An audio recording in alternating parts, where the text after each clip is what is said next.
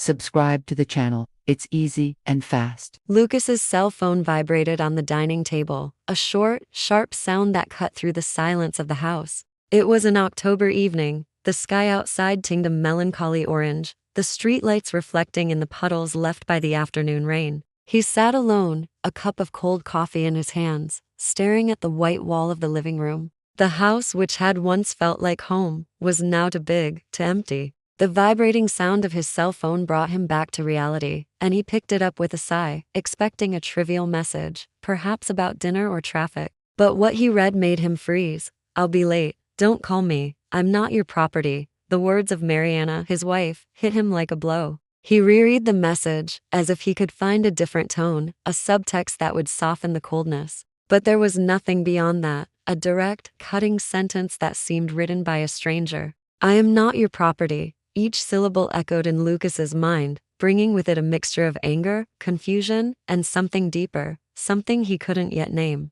It was pain, perhaps, or the weight of a truth he had been avoiding. Lucas let the phone slip from his hands, the device falling with a soft thud onto the wooden table. He stood, walking to the living room window, his eyes fixed on the quiet street. Mariana's words continued to resonate, like an echo trapped in his head. He tried to imagine where she was. What had prompted her to write that? A bar? A work meeting? Or something worse? Something he didn't even want to consider? The uncertainty gnawed at him, but what hurt most was the feeling that, somehow, he'd already known this was coming. In the last few months, their marriage had become a minefield, full of long silences, averted glances, and arguments that never resolved anything. He considered calling her, demanding an explanation, but the phrase "don't call me" stopped him. It was a clear boundary, a barrier Mariana had imposed. He could ignore her, of course. He could dial the number and confront her, but something held him back. Maybe it was fear of what he would hear, or the certainty that the conversation would end in more pain. Lucas returned to the couch, feeling his weight sink into the cushions. He opened the messaging app again, rereading his conversations with Mariana. Their last conversations were short, practical. "I bought bread. I'll be back at PM. Do you need anything? No, I love you. No, I miss you." When did they stop saying those things? Without much thought, driven by a surge of anger and desperation, Lucas typed a reply. "Don't come back. I'm not your husband anymore." He hesitated, his finger hovering over the send button. It was as definitive a sentence as hers, an attempt to regain some control, to not feel so helpless. But it was also a stab, a cut that perhaps could not be undone. He closed his eyes, took a deep breath, and pressed send. The notification sound echoed, and he immediately wanted to undo the gesture, but it was too late. The message was there, sent, irreversible.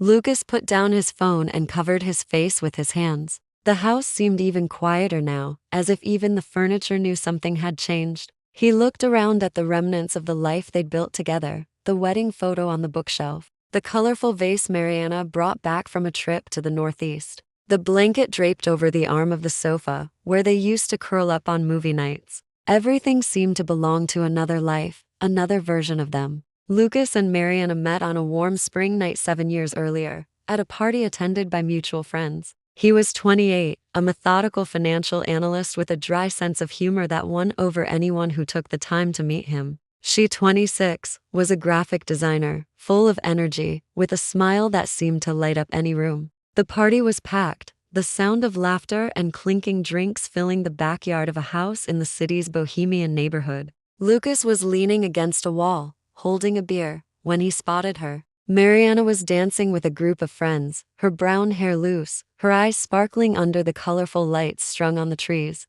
He didn't know what drew him to her. Maybe it was the way she laughed, so free, so genuine. Maybe it was the way she seemed at ease in the world, something Lucas, with his obsession with planning everything, secretly envied. He introduced himself, a little awkwardly, and they began talking about music. She loved indie rock, he was more into classic jazz. The conversation flowed to travel, dreams, and before they knew it, they were sitting in a corner of the backyard, oblivious to the rest of the party. "Have you ever gone somewhere without planning anything?" she asked, her eyes shining with curiosity. "No," Lucas admitted, laughing. "I'm the guy who makes spreadsheets for vacations." Mariana laughed out loud, throwing her head back. "Spreadsheets? Really? You need to experience chaos, Lucas. It's liberating.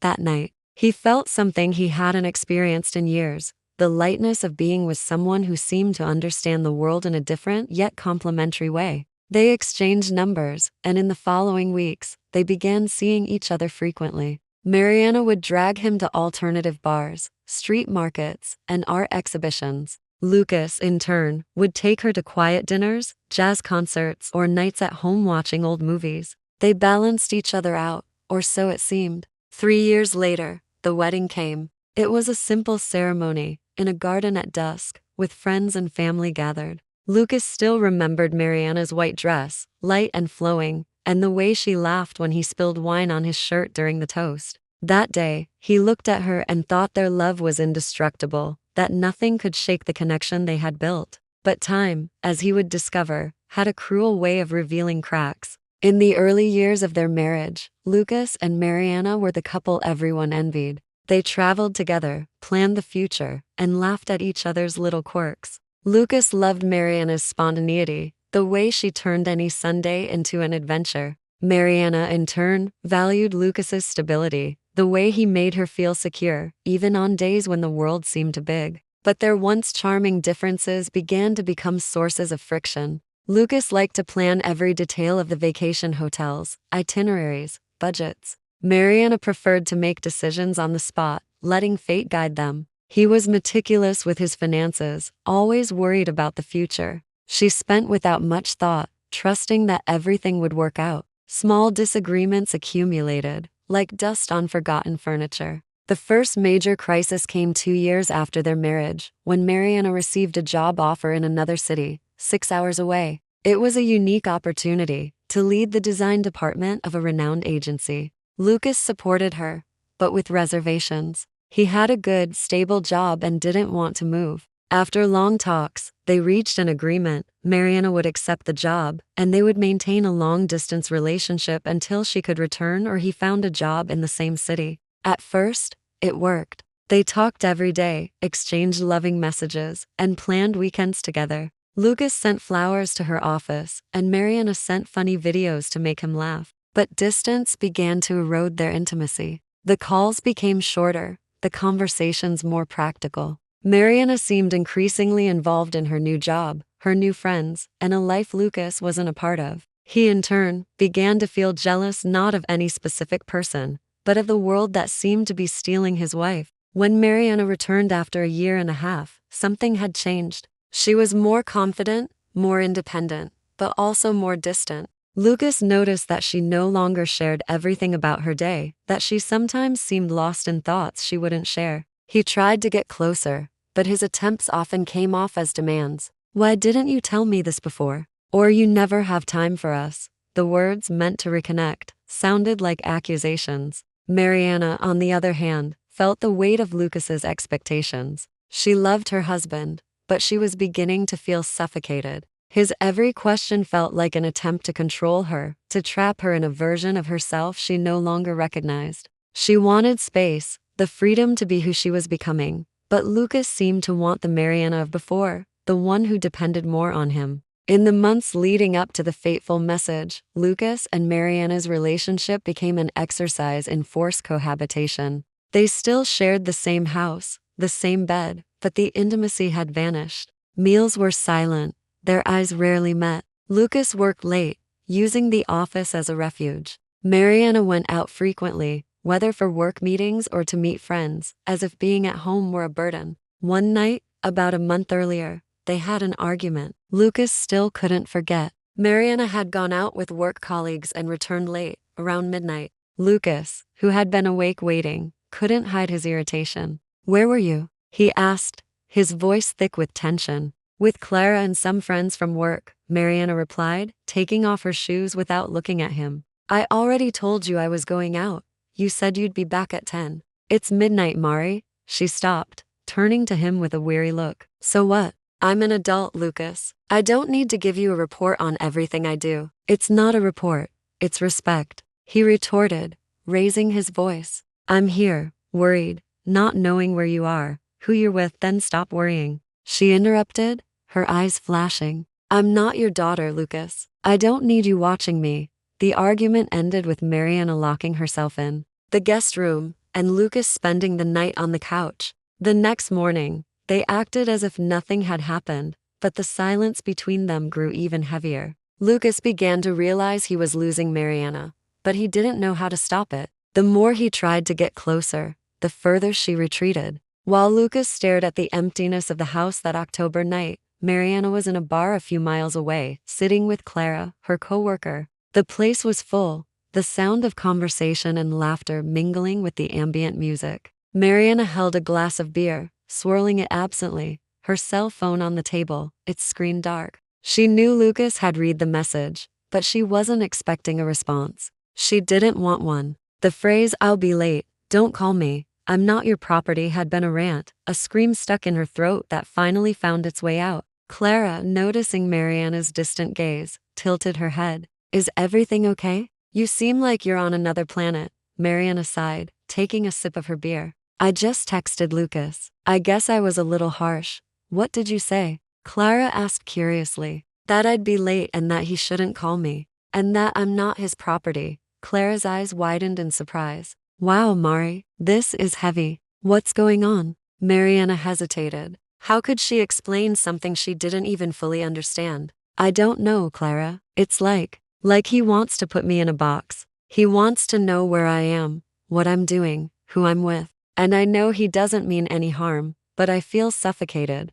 I want to be myself, you know?" Without having to constantly explain myself, Clara nodded understandingly. "Have you tried talking to him about it? Like, for real?" "I've tried," Mariana replied, her voice low. "But every time I talk about it, he gets defensive. He thinks I don't want him anymore, that I'm pulling away because I don't love him anymore. And that's not it. I want space. I want to feel free again." When her phone vibrated, Mariana looked at the screen and saw Lucas's reply. "Don't come back. I'm not your husband anymore." The words hit her like a knife. She dropped the phone, her heart racing. Clara noticed the change in her expression. "What is it?" Mariana shook her head, unable to speak. Hot tears welled up in her eyes, but she held them back. Was this it then? 7 years, thrown away for 2 messages? She wanted to scream, to explain, but at the same time she felt a strange sense of relief. Maybe this was what needed to happen.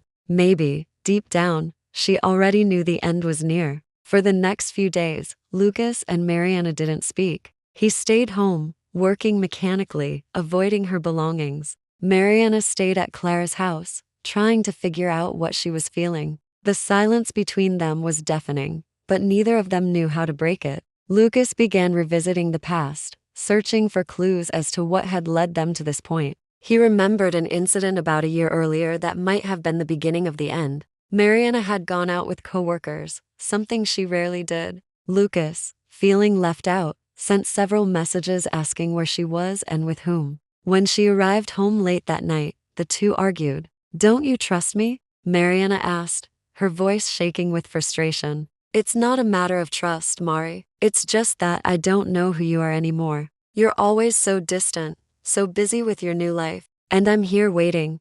"Then stop waiting," she shouted. "I'm not your daughter, Lucas. I don't need to tell you every step I take." The argument ended with the two of them in silence, each in a corner of the house. At the time, Lucas thought it was just a fight, something that would resolve itself over time. But now, looking back, he realized that it was there that the distance between them became irreversible. Mariana, for her part, reflected on how Lucas had changed. At first, he was her biggest supporter, the man who encouraged her to pursue her dreams. But over time, he seemed to want to control her, as if her success were a threat. She remembered a night months ago when she tried to talk about her plans to open her own studio. Lucas listened, but his response was practical, almost cold. "It seems risky, Mari. You already have a good job. Why complicate things?" She didn't respond right away, but those words hurt her deeply. It was as if he didn't believe her, as if he wanted to keep her safe, yet small. A week after the exchange of messages, Mariana decided to return home. Not to stay, but to talk. She wasn't sure what she wanted to say, but she felt she needed to close that chapter, one way or another. When she arrived, Lucas was in the kitchen, making coffee. He looked at her, surprised, and for a moment neither of them spoke. "Hi," she said finally, her voice low. "Hi," he replied, never taking his eyes off her. Mariana sat at the table, and Lucas did the same. The silence between them was heavy, full of unsaid things. "I didn't mean to hurt you with that message," she began. "But I needed to say it." Lucas pressed his lips together, trying to remain calm. "And I needed to hear it? Was that it? Did you need to humiliate me to feel free?" "It wasn't about humiliating you, Lucas. It was about me. About how trapped I feel, like I can't breathe without giving you explanations. And since when have I been holding you back?" he retorted, his voice rising. "I just want to know you're okay, that we're still a team. Is that too much to ask?" "Yes, sometimes it is," she said firmly. "Because I'm not the same person I used to be, Lucas. And you want me to be. You want the Mariana who depended on you, who told you everything, who had no life outside of us. But I've changed, and you won't accept that." Lucas felt the words like a blow. He wanted to deny it,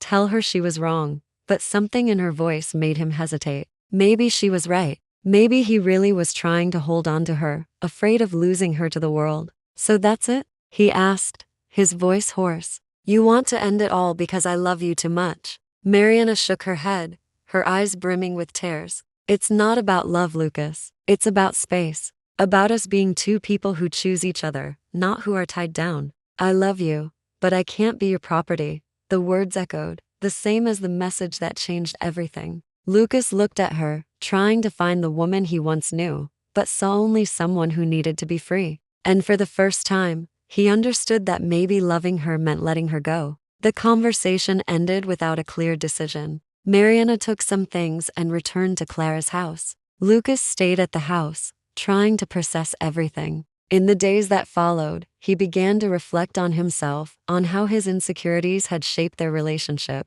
He realized that in his desire to protect their love, he had ended up suffocating it. Mariana, for her part, began planning for the future. She decided to open the studio, something she'd always dreamed of. But at night, when she was alone, she thought about Lucas, the good memories, the man he was before everything fell apart. She wondered if there was a chance they could rebuild something, not as before, but as two new people who respected each other as individuals. Months later, they met again by chance, at a cafe. They talked, laughed, and for the first time in a long time, felt a remnant of the connection that had brought them together. They made no promises, didn't talk about getting back together. But there was something there, a possibility, a space for something new. Maybe love wasn't about possession, nor about control. Maybe it was about letting the other be, and still choosing to be together. Lucas and Mariana didn't know if they would ever be a couple again, but they knew that, for the first time, they were seeing each other as individuals.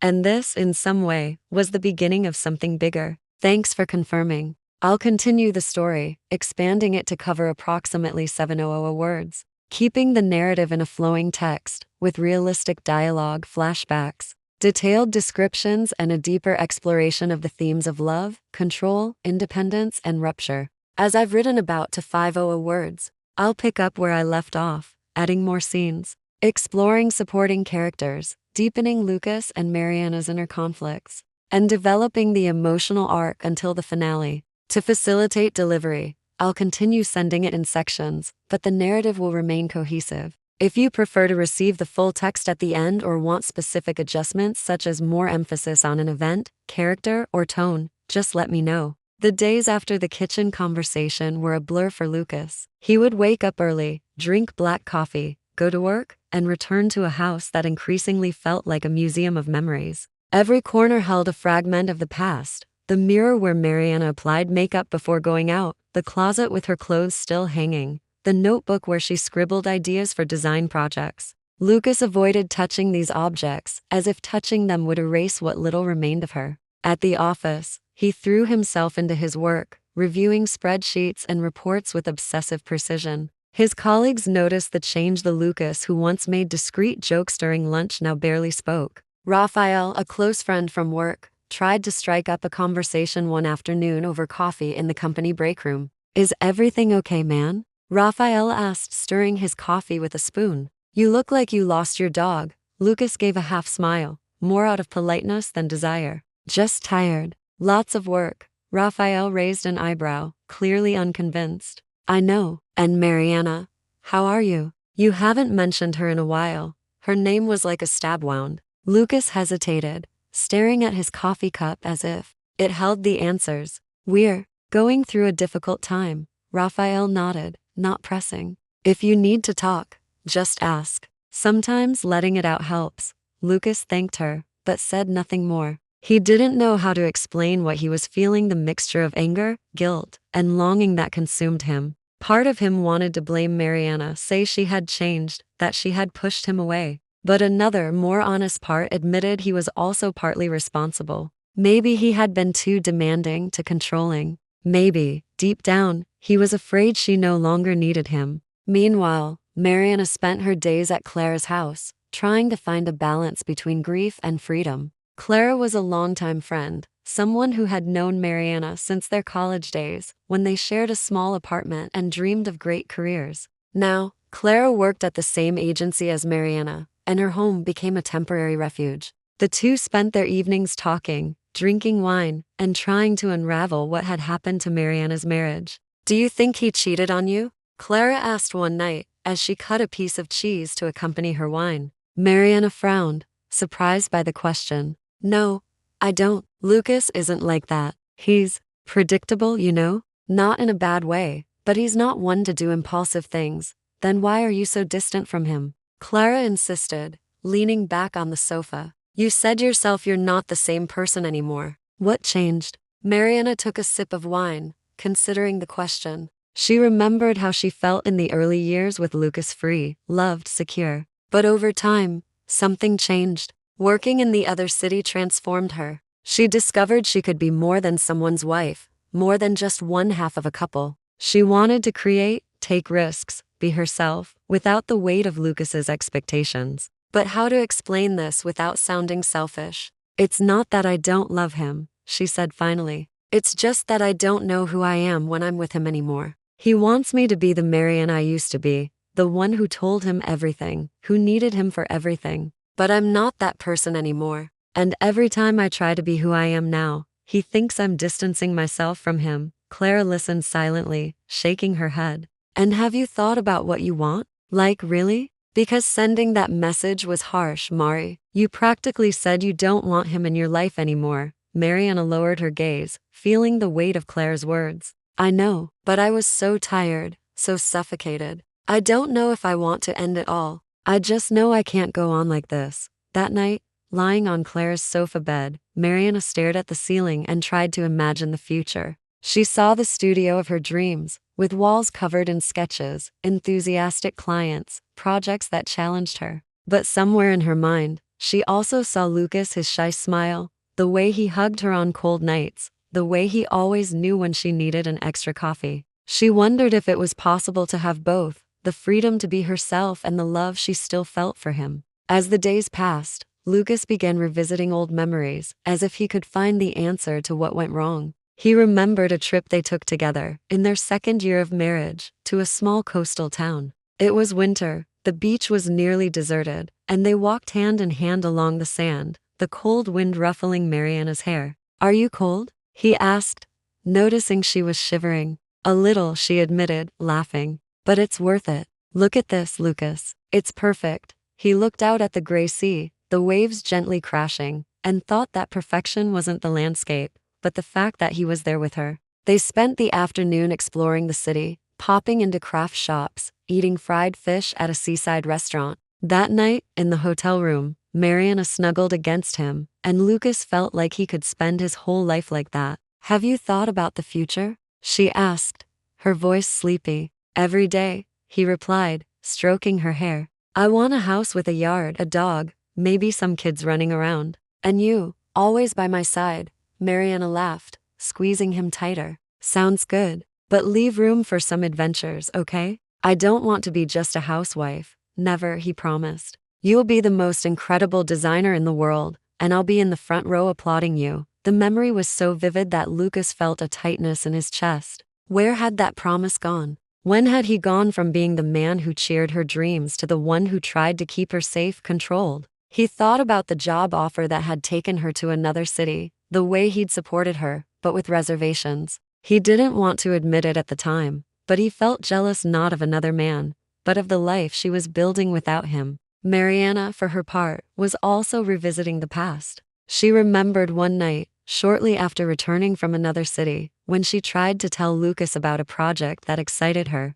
It was a freelance job, something risky, but one that could open doors to her dream of having her own studio. She was excited, gesturing as she explained, but Lucas interrupted her with a practical question. What if it doesn't work out? You already have a good job, Mari. Is it worth the risk? At the time, she swallowed her disappointment, but those words stayed with her. It was as if Lucas didn't believe in her potential, as if he wanted to keep her in a comfort zone that was more his than hers. From that moment on, she began to keep more things to herself, building a barrier that, without realizing it, grew until it became insurmountable. 3 months after the message, Lucas and Mariana still hadn't spoken. He remained in the house, now more organized, but still laden with memories. She had rented a small apartment, a space that was beginning to reflect who she was, walls covered in colorful paintings, a table covered in sketches, a plant she carefully watered. The studio was taking shape, with the first clients already showing up, and Mariana felt a mixture of pride and loneliness. One Saturday afternoon, while shopping at a local market, Lucas spotted a familiar figure in the coffee aisle. It was Mariana, holding a bag of beans, reading the label carefully. He hesitated, his heart pounding. Part of him wanted to turn around and leave, but another part, the part that still missed her, made him step forward. Mari?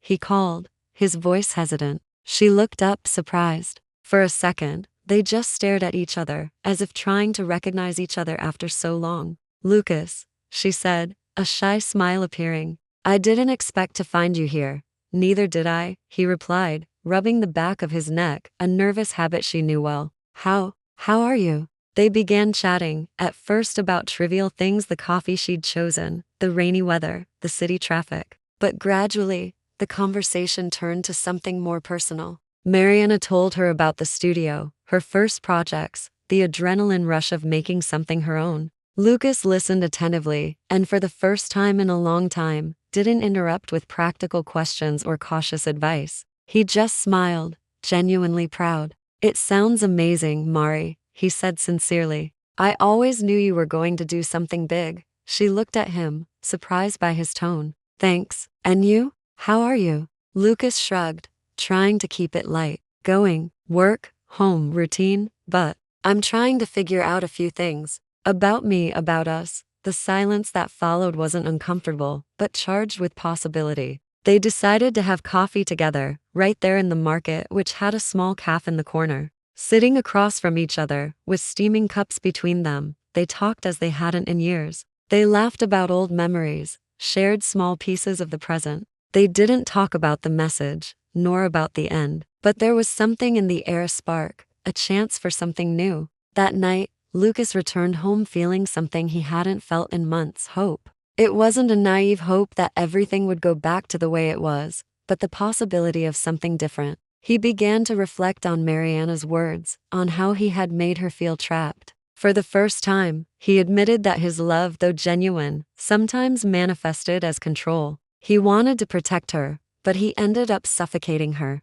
Mariana, meanwhile, thought of Lucas as she watered her plant. She remembered his smile at the cafe, the way he'd listened to her without judgment. Maybe he was changing too, learning to see her as she was now, not as the Mariana of the past. She didn't know if she wanted to go back, but she knew she still felt something for him, not the weight of marriage, but the lightness of the early days, when they were just two people discovering each other. Over the next few months, they began seeing each other more frequently, always through casual encounters, a quick lunch, a walk in the park, a chat at a bar. They made no promises, no labels, but little by little, they began rebuilding something, not the marriage they had before, but a new way of relating, based on respect, space, and choice. A year after the message that changed everything, Lucas and Mariana found themselves in a place neither of them could have predicted. She opened her studio, which was beginning to gain recognition in the city. He changed jobs, accepting a position that challenged him more but also forced him to step outside his comfort zone.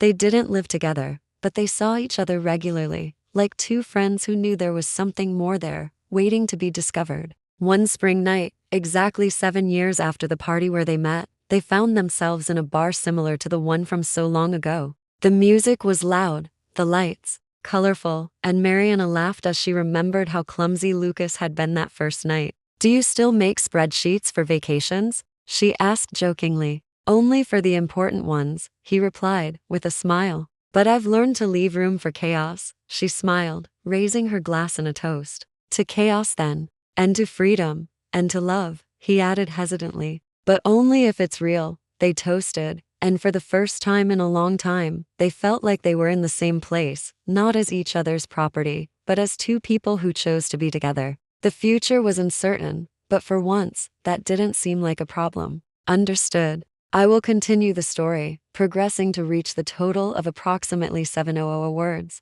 keeping the narrative in a flowing text, with realistic dialogue, flashbacks, detailed descriptions, and a deeper exploration of the themes of love, control, independence, and rupture. As I've written about 450 words, I'll continue adding more scenes, exploring Lucas and Mariana's internal and external conflicts, deepening secondary characters like Clara and Raphael, and developing the emotional arc toward a conclusion that balances hope and realism. I'll continue dividing the story into sections to make it easier to read while maintaining narrative cohesion. If you'd like specific adjustments such as more emphasis on explicit infidelity, a more dramatic tone, or a focus on a specific event, just let me know. The casual encounters between Lucas and Mariana began to become more frequent, but neither dared name what was happening. It was as if they both feared that by labeling it reconciliation, friendship, or something more, the fragility of the moment would shatter. Lucas returned home after these encounters with a mixture of lightness and unease. He felt the spark of what they had been, but also the weight of what they had lost. Every conversation with Mariana was a reminder of how much he still loved her, but also of how much he needed to change for that love to have any chance. One night, while organizing papers in his home office, Lucas found an old notebook of Mariana's. It was one of many she used to sketch out design ideas. But this one held something different: personal notes, loose sentences, almost like a diary. He hesitated before opening it, knowing it was an intrusion, but curiosity or perhaps nostalgia overcame him. Within the pages, he found Mariana's thoughts from 2 years earlier, written during her time working in the other city. "Sometimes I feel so far away, even though he's so close. He loves me, I know, but it's like he wants to hold me in a bubble. I want to fly, but I don't know if he'll fly with me." The words hit him hard. Lucas closed the notebook, feeling a lump in his throat. He remembered what it was like back then, how he'd called her almost every night, asking about her day, her classmates, her plans. At the time, he'd thought it was care, love. But now, seeing through her eyes, he realized her questions were more about control, about maintaining the Mariana he knew, not the one she was becoming. He decided he needed to talk to someone. It couldn't be Mariana, not yet. He needed to understand himself first. He called Raphael, who invited him to a bar downtown. Sitting at a corner table, with the sound of a guitar in the background, Lucas finally opened up. "I think I messed up, Rafa," he admitted, twirling the beer bottle in his hands. "I thought I was protecting her, but really I was trying to hold her back." Raphael listened in silence, shaking his head. "Man, love is complicated. Sometimes we think we're doing what's best for each other, but we're just projecting our own fears. Have you told her that?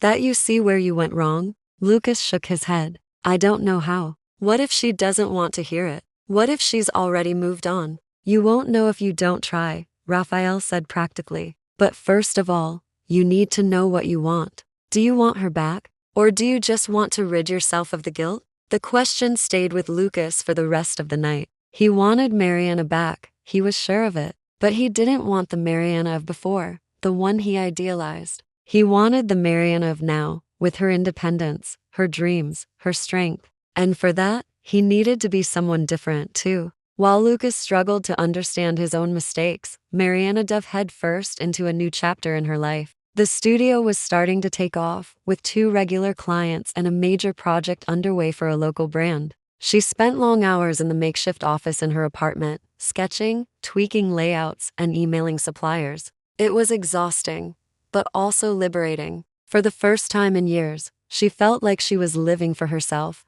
not to fulfill someone else's expectations. Clara was his biggest supporter, always showing up with coffee or a bottle of wine to celebrate small victories. One afternoon, while they were reviewing a draft together, Clara brought up the subject of Lucas again. "Have you thought about calling him?" she asked, pointing a pencil at Mariana. "You've been seeing each other, but it feels like you're dancing in circles," Mariana sighed, setting her tablet down on the table. "I know, it's just, every time we see each other, it's good, you know? It feels like we still understand each other. But then I remember everything that happened, the message, the fight, and I'm afraid of falling into the same trap again."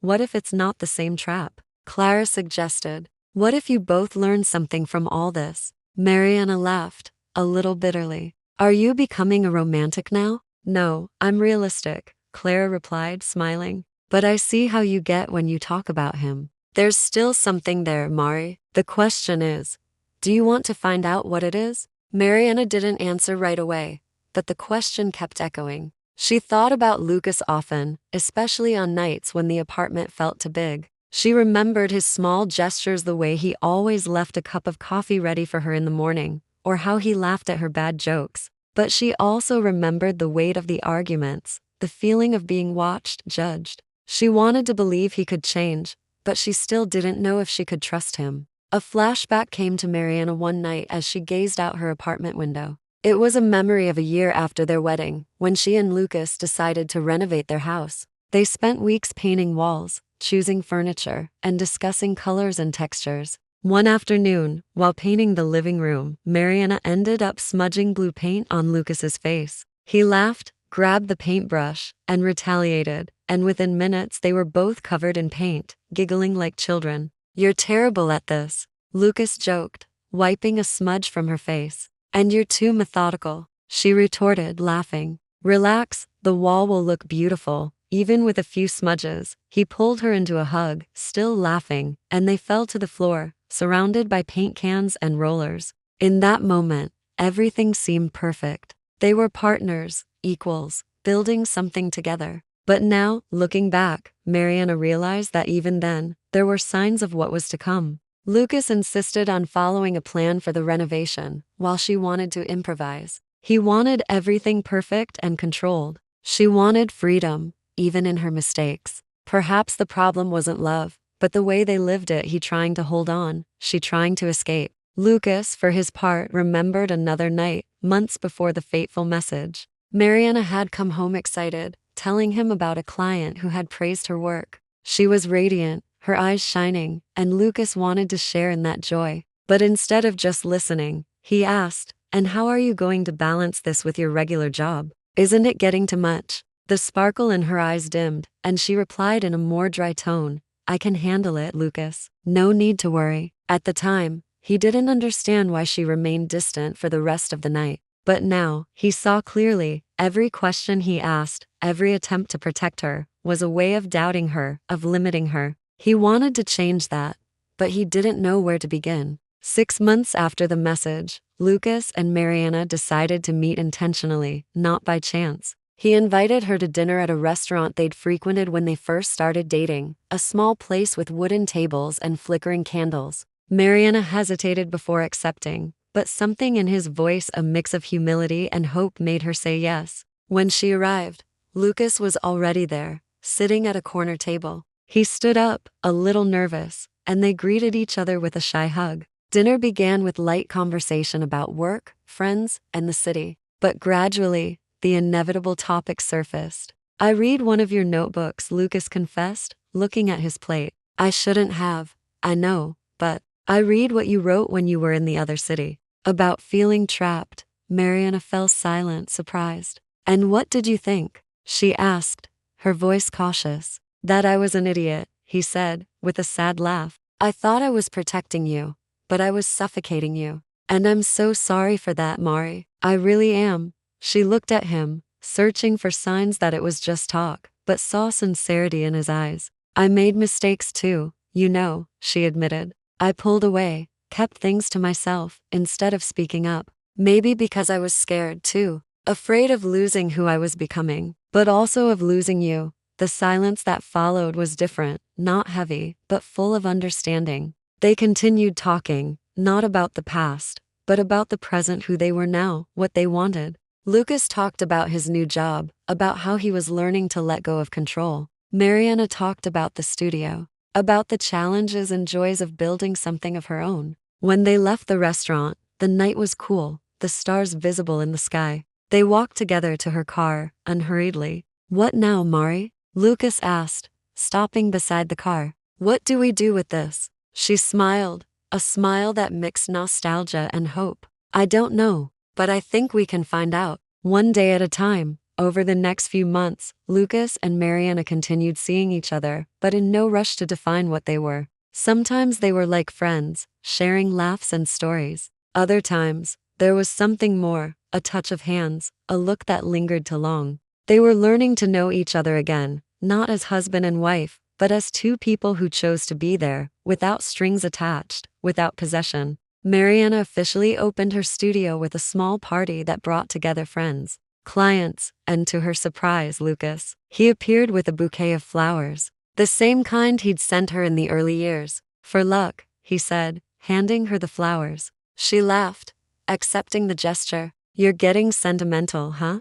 "Just a little," he replied, with a smile. Lucas, for his part, began working on himself. He enrolled in a creative writing course, something he'd always wanted to do but never had the courage to do. It was a small step, but it made him feel like he was living for himself, not just for others. He and Mariana continued to meet, sometimes planning, sometimes letting chance guide them. A year and a half after the message that nearly ended everything, they were in a park, sitting on a bench under a tree. Spring was light in the air, and Mariana rested her head on Lucas's shoulder, something she hadn't done in years. "Do you think we've made it?" she asked, her voice soft. "Made what?" he replied, looking at her. "Being who we are, without trying to change the other person." He thought for a moment, feeling her light weight against him. "I think we're getting there."